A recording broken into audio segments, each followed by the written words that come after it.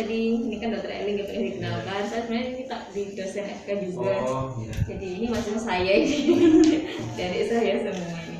Jadi saya dapat ini ada dari untuk menyampaikan tentang hipertensi. Iya. Kalau boleh tahu karena penyakit hipertensi apa enggak Pak? Penyakit darah tinggi? Saya darah rendah saya. Oh, darah Istrinya. Istri saya yang darah tinggi. Cuma sekarang belum aja. Oh gitu. Berarti Nggak nanti bisa. informasinya disampaikan ke Bisa, istrinya berarti. iya, siap. Iya. Jadi yang pertama itu apa sih Pak hipertensi itu? Hipertensi itu kan kata dari hiper yang tensi di tekanan darahnya tinggi. Apa dikatakan tinggi jika 2 kali pemeriksaan itu tetap di atas 140/90. Jadi batasnya ini Pak.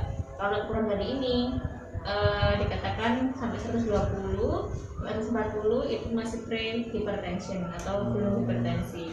Yang bagusnya itu 120/80 yang normal. Yang normal ya. Oke, yang dikatakan hipertensi kalau 140/90 itu batasnya. Nah, memang kadang pasien-pasien itu apa ya Pak ya, kadang nggak ngeh gitu ya ini gejalanya seperti apa ya, kadang-kadang ada yang tidak bergejala, nggak spesifik gejala itu nggak seperti batuk pilek itu khas itu tidak. Kadang ada yang sakit kepala, ada yang berdebar-debar jantungnya, ada yang gelisah gitu ya. Saya ya sih termasuk semuanya ini. Iya. Sebetulnya gak darah tinggi, cuman darah rendah. Tapi kadang merasakan sakit kepala sebelah ini. Berapa hari sudah sakit kepala sebelah ini? Migrain loh tadi, berdenyut. Berdenyut sakit kadang sembuh, kadang berdenyut. Ya kadang jantung. Iya, makanya nggak spesifik itu. Iya, kadang gelisah nggak bisa tidur. Ya kepikiran juga. Ya kadang lelah gitu ya Iya. Ya kadang ya ada semua sih, kegiatan kabur kadang. Kalau itu memang kan tidak spesifik ya Pak. Iya. Bisa karena penyebabnya tekanan darah tinggi, juga karena faktor yang lain. Iya. Tapi mungkin mohon maaf kan Bapak agak gemuk gitu Iya, jadinya. iya. Dari faktor Bisa, metabolik bisa kayak jadi. gitu. Diet sudah dicoba, aduh ya apa aja. Mulai gemuk Dari muda. berapa dari muda atau barusan? Memang dari muda, tapi dulu nggak sebegitu, paling 70 itu masih sebelum berkeluarga ya. Nah ini kenapa sih Pak harus dikontrol kan darahnya Iya. sama istrinya? Nah karena kalau darah tinggi termasuk juga sindrom metabolik ya, itu efeknya itu ke otak, ke jantung, ke saraf, ke mata, ke ginjal Pak. Jadi banyak Hipertensi faktor. gitu ya? Iya, darah tinggi itu silent killer-nya diam-diam tapi menghanyutkan itu Pak. Jadi harus hati-hati karena dia bahaya ke otak, kemudian bahaya ke jantung, ya bisa jadi penyakit jantung koroner, jadi stroke, bisa jadi juga gangguan saraf kayaknya kerasa tebel, terus kebas gitu ya, nyeri gitu. Nah itu gangguan saraf, kemudian ginjalnya juga menjadi salah satu faktor penyebab karena darah tinggi, jadi ginjalnya menjadi terganggu gitu. Nah bagaimana cara mencegahnya kalau misalkan sebelum jenengan supaya tidak sampai darahnya tinggi? Nah harus dicek kesehatannya, termasuk tensinya, gula darahnya, asam urat dan sebagainya itu secara teratur. Kalau bisa enyahkan rokok, jadi misal jangan ngerokok Ya alhamdulillah lama berhenti sudah. Oh berhasil berhenti ya Pak ya, keren ya. Karena tidak semua orang bisa berhenti merokok ini Pak. Jadi karena rokok ini juga satu faktor resiko penyakit darah tinggi. Kemudian rajin beraktivitas fisik, dari olahraganya yang rutin. Gymnya masih tetap Pak? Oh ini nggak bisa, COVID ini. Apa ya, ini ya yang terutamanya sama ini nggak ada gerak mungkin. Iya, apalagi stay at home Iya. jadi ya mungkin kalau Stres apalagi. Iya. Betul itu Pak, banyak pikiran itu.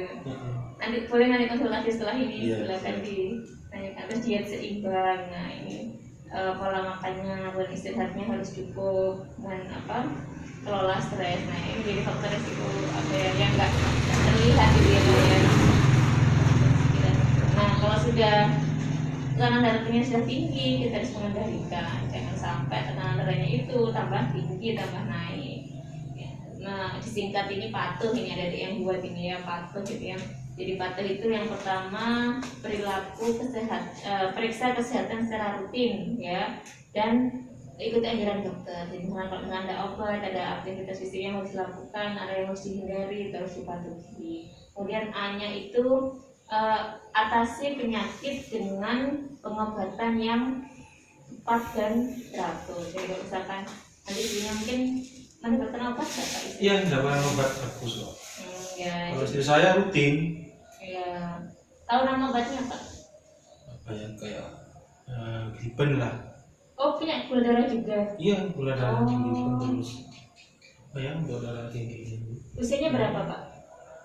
Sekitar 50 lebih kok. 60 lebih Iya. ya.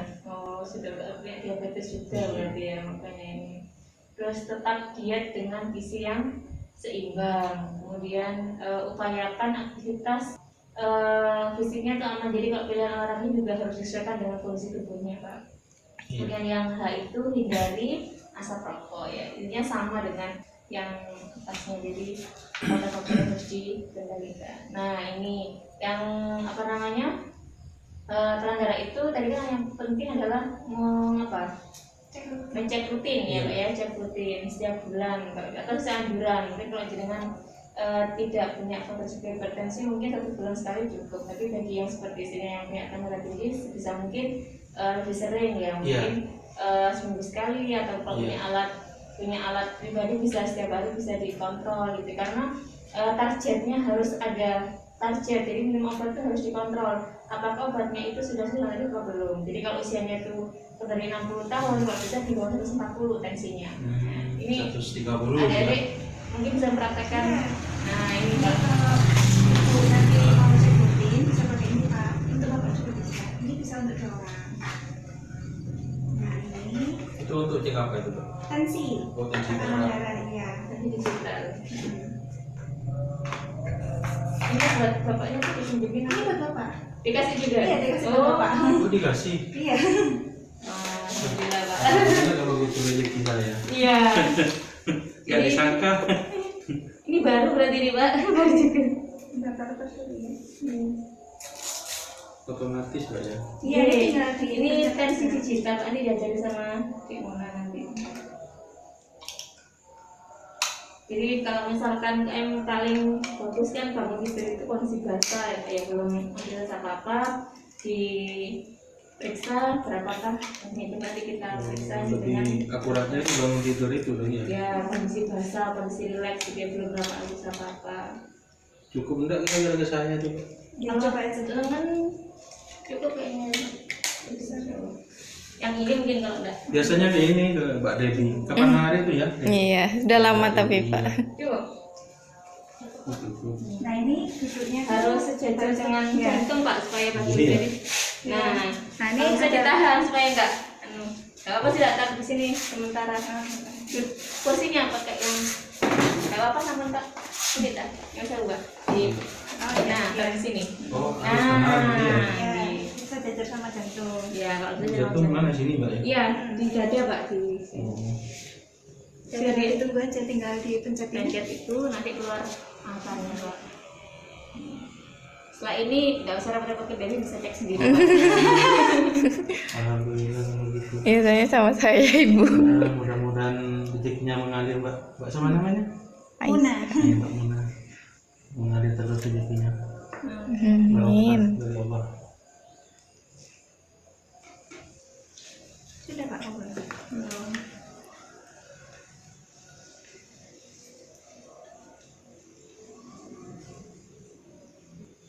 Kenceng ya Pak.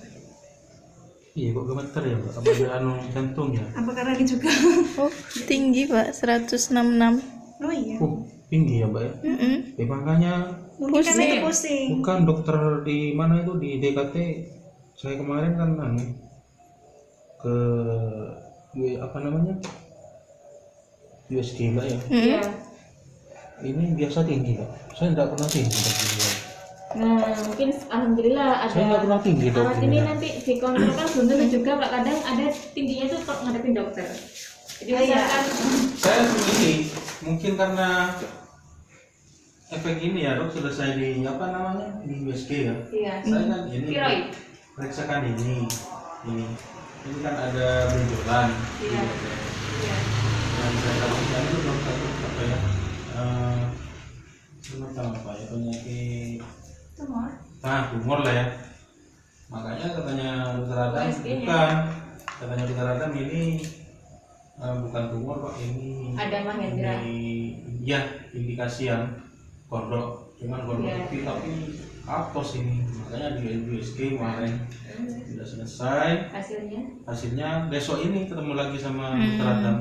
Bilang salam dari dokter Eli gitu Pak. Oh Itu iya, teman seangkatan saya. itu dokter Adam yang rumahnya di Patra, nggak tahu Melon ya, sekarang. di Iya, Melon kan, udah ya. anaknya dokter Aris kan. Iya, ada dokter Aris. Oh, tetangga saya kalau begitu. Dokter Aris itu bapaknya. Iya, Iya, di Malang. tetangga sama saya dulu. Waktu saya masih rumah di Melon.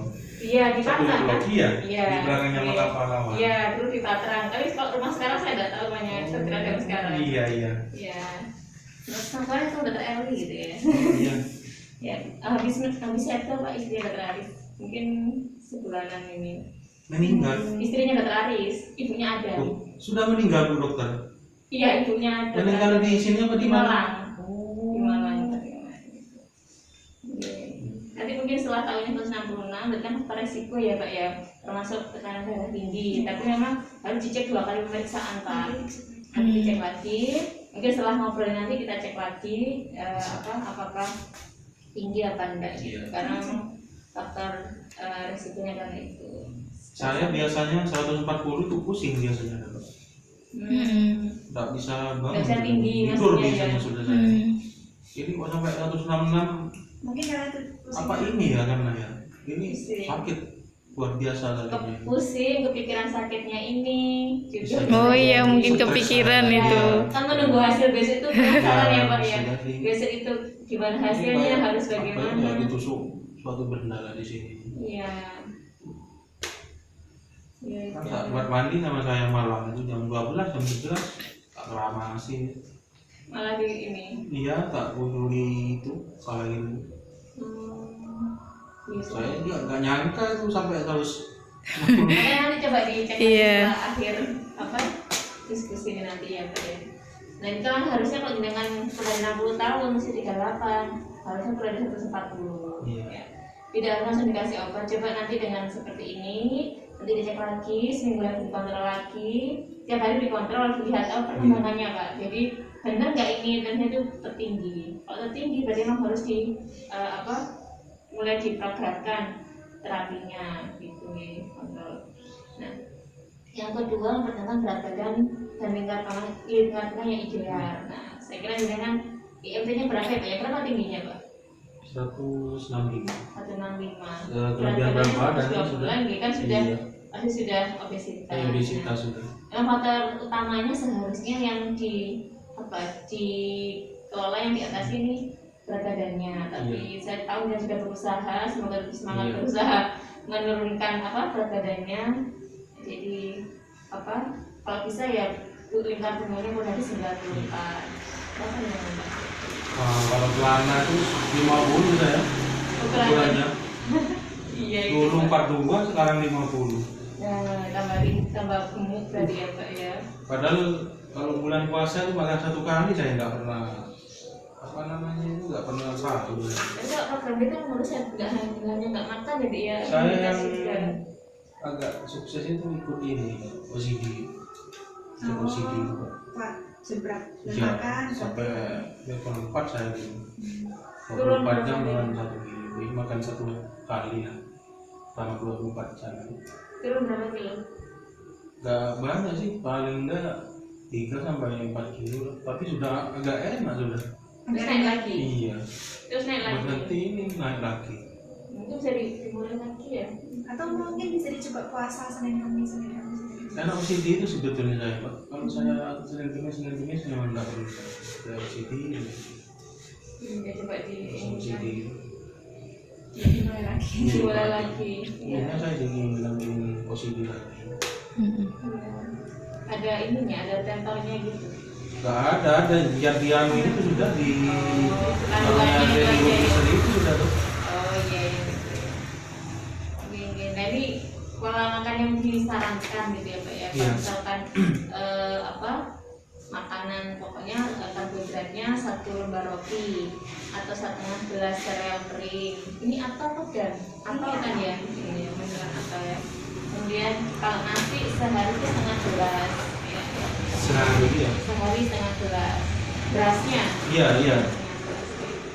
Kemudian sayurannya kalau sayuran mentah 1 gelas bimbing itu Pak ya.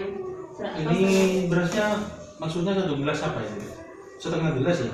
Kalau 1 gelasnya 250 cc berarti ya 100 cc. Kalau pakai takar Dari Mijikom itu berapa? Kalau nggak salah itu berapa? Ada tulisannya kok berapa cup satu. Oh iya bener. Ada yang setengah. Yang setengah cup. Setengah, ya? Ya, ada setengah cup. Iya, itu 1 hari ya pokoknya Mbak. 1 hari. Kalau bisa setengah cup. Yang lainnya diganti buah kalau lapar ya Pak ya. Mungkin Cemilannya. saya itu anunya apa? Cemilan. Dari nasi itu Oh. mungkin Mbak. Akunya banyak. Iya. Iya Atau coba kalau itu. nasi putih terlalu apa ya kayak kalau nasi putih terlalu banyak karbonnya bisa diganti gandum atau nasi merah atau singkong gitu karena karbonnya nggak setinggi nasi putih. Kadang nasi jagung. Nah itu lebih banyak seratnya itu. Iya. Saya setengah gelas yang 24 jam gitu Mbak berarti. Iya. Iya. Kalau apa diganti sayur atau buah. Iya. Sayurannya kalau mentah 1 gelas. Bisa macam-macam ya, bisa wortel, bisa sayuran hijau gitu, boleh yang Timun itu bagus untuk menurutnya. Timun itu ya. timun itu iya saya itu yang ada timun terus coba sih timun. Atau kalau di jus 4 gelas ya Pak ya. Kalau buah kalau 1 potong sedang, kalau buah segar atau buah apa namanya di jus tuh di 4 gelas. Kalau misalkan buah kering di 4 gelas. Kalau apa frozen atau potongan itu setengah mangkok itu kalau buahnya ya Pak ya. Kemudian kalau susunya kalau bisa mungkin dengan suka susu enggak Pak? Saya konsumsi air putih malah Dok. Iya. Nggak minum manis Iya. manis, nggak minum susu. Soalnya ini loh badannya ini. Iya. Tambah ya. Kalau daging kalau bisa tanpa lemak ya, atau kalau telur tanpa kuningnya ya Pak ya. Tanpa minyak. Tanpa apa? Atau minyak ini Bagian minyak dada. Jadi kalau makan ayam bagian dada. yang ada lemaknya. Kalau bagian paha itu lebih banyak minyaknya lemak. Itu bagian dada. Karena yang gurih punya ya, Iya. lemaknya. Itu lemaknya apalagi kulit. Nah ya itu kacang-kacangan 1 gelas atau apa 2 sendok makan apa sih tadi Biji. oh biji atau 2 sendok makan selai kacang atau setengah gelas kedelai atau kacang potong yang sudah matang itu kalau apa polong-polongan. Kemudian kalau lemaknya 1 sendok teh margarin atau 1 sendok teh minyak sayur atau 1 sendok makan mayones yang rendah lemak gitu ya. Untuk ya salad gitu ya. Iya. Kemudian kalau bisa gulanya sangat dibatasi atau cari gula yang rendah kalori gitu ya Pak ya. Iya. Garamnya juga boleh 6 atau 1 sendok teh kecil itu sehari. Nah itu pola hidup yang disarankan untuk menjaga hipertensi. Kemudian olahraganya kalau bisa jalan kaki saja Pak setiap hari selama setengah jam sampai 1 jam ya 3 km. Saya rutin dulu dari sini ke lapangan dunia itu. Ya. Meter itu dari lagi di sini. Nah sekarang diulangi lagi Pak. Gara-gara kena lockdown ini. Nggak berani coba. Tapi kalau misalkan olahraga pagi physical distancing masih jaga ini masih bisa.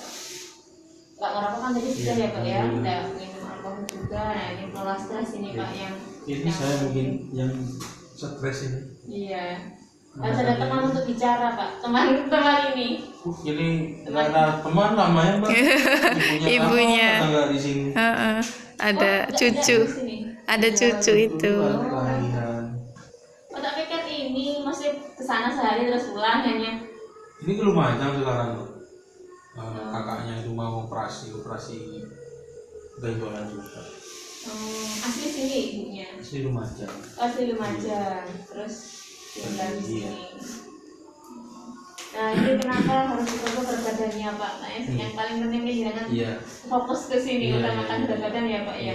Boleh pakai program apa? Karena dengan menurunkan berat badan itu tiap turun 10 kilo itu bisa menurunkan tensi 5-20 mm Hg. Jadi mana di 160 ya Pak ya. Ini kan turun 10 kilo itu dari 140, 140. Tapi ya ini harus turun 10 kilo itu sudah perjuangan. sangat amazing itu sudah. Amazing. Saya di Malaysia 1 tahun itu turun 10 kilo saya. 1 tahun itu Pak. Karena apa? Karena aktivitas. Iya aktivitasnya. Tapi makannya tuh meskipun 4 kali sehari turun tapi saya juga. Karena aktivitasnya sesuai. Iya aktivitasnya. Nah itu betul. Oh, di sini aktivitasnya apa Pak? Itu. Ya kerja itu. Iya. Terus apa kalau makanan tadi yang diatur tadi yang seperti saran tadi Pak, sebenarnya 8-14 mm Hg. Jadi makan 160 dengan makan yang baik itu bisa turun sekitar 150-an. Jadi lumayan menurunkan. Batasi garam berarti menurunkannya. Aktivitas fisik yang seharusnya kita itu menurunkan 4-9 mm Hg, yaitu 4-9. Alkohol 2-4. Jadi memang yang paling besar ini apa 3 pertama ini memang sangat menentukan jadi berat badan, diet sehatnya, dan membatasi garam itu harus ini. Nah kalau misalkan ada anggota keluarga yang darah tinggi, keluarga jangan apa menghindari ada garam di meja makan ya. Jadi apa ngasih tambahan garam selain yang dimasak itu dikurangi. Kemudian mengurangi apa makanan yang cepat saji ya, makan kaleng atau penyedap makanan fisik itu harusnya tidak digunakan lagi. Kemudian mengukur gula darah, tekanan darah, periksa urin. Nah kalau misalkan ada apa ada BCS mungkin ikut program ya. Jadi apa biasanya kan hajatan 6 bulan sekali gitu, periksa gula darah, kemudian apa kolesterol dan lain-lain itu bisa diperiksakan, diikuti lah ininya, diambil jatahnya gitu ya Pak ya. Kemudian kalau apa tekanan darahnya bisa diukur secara mandiri gitu. Puskesmas berarti itu ya? Apanya Pak? Untuk ini ukur kadar gula darah. Iya ke vaskesnya, Bapak di puskesmas bukan di klinik?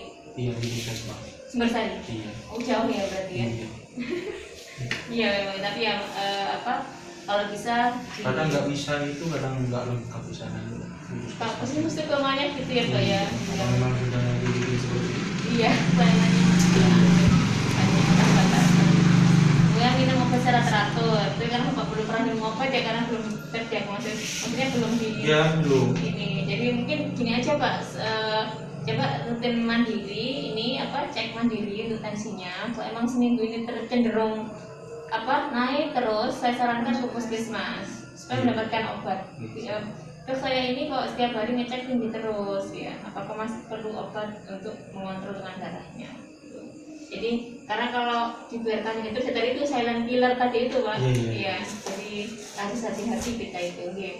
Kemudian dicatat, ini nanti bisa dibuatkan sama Cik Muna catatan tensinya ya Pak ya. Jadi itu yang mana namanya? Iya pokoknya ini isinya.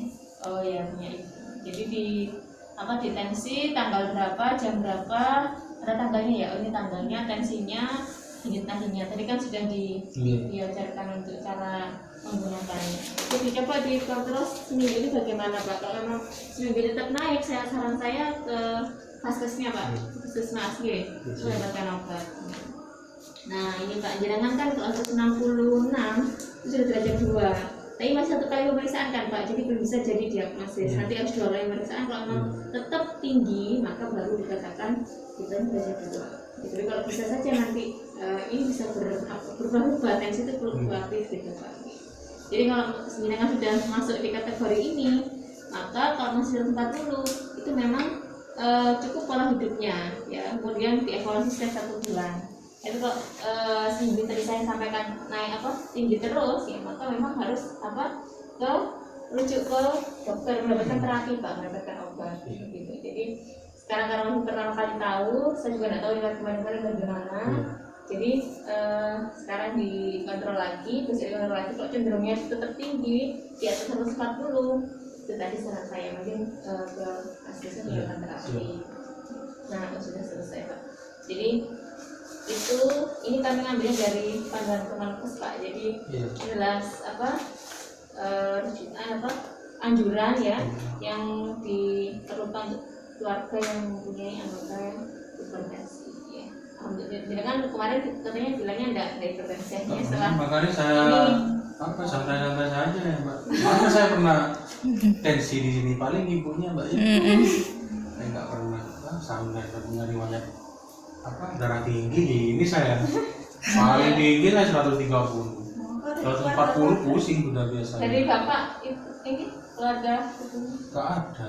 nggak ada yang bertanya apa